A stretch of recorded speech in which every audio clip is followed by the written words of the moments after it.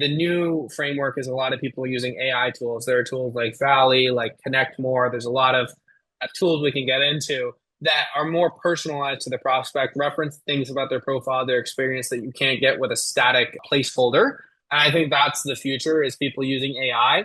I also think that with LinkedIn in general, to have success, it is a volume game. It is cold outreach, just like email. So you have to send out a lot of messages. And I can get into the specific technicalities of how to send more messages than most people can. But that's definitely going to be still a critical factor in the next 5 years is marrying like quality messaging with the quantity. And that's what's going to win in 5 years from now. So number one, it's understanding the volume sending limits on LinkedIn because there's a lot of different concepts and different frameworks of how to do this. So to break that down, there are two types of outreach messages on LinkedIn. One is a connection request. And if someone accepts the connection, then you can drip on them and send them follow-ups. And one is an in-mail. And we get 80% of our leads from in-mails, but 80% of the people I talk to that do LinkedIn marketing just do connections. So there's a big disparity in knowledge in the industry. And in-mails are basically direct messages that bypass the connection request, go straight into the inbox and has a subject line.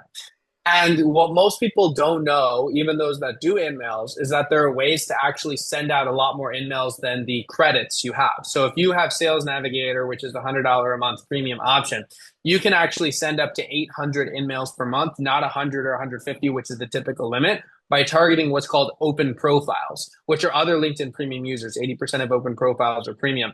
And so we created a strategy and a system to identify who's open and who's not using a tool called Link Helper, and then uploading those lists into our software tools like, Zopto, HeyReach, Connect More, Valley, there's a lot of tools out there. And then basically sending out more messages than anybody else. So that's been kind of the game with volume.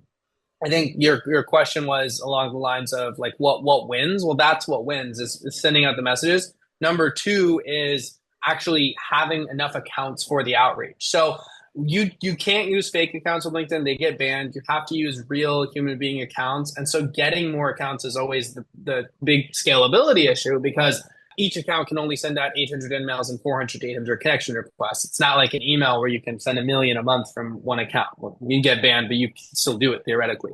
So basically what we do is we get more accounts. We use our team in the Philippines. We use their accounts. We brand their friends, colleagues. We get more accounts through that. We post on Upwork, Fiverr, and then getting accounts, mirroring the right number of outreach.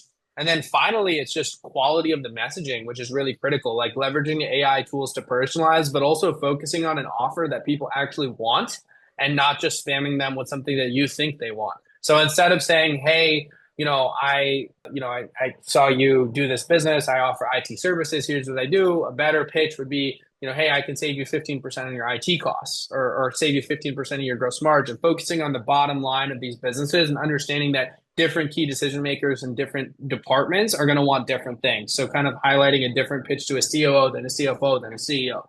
So those are kind of high level concepts I would say that contribute to the effectiveness of a LinkedIn campaign.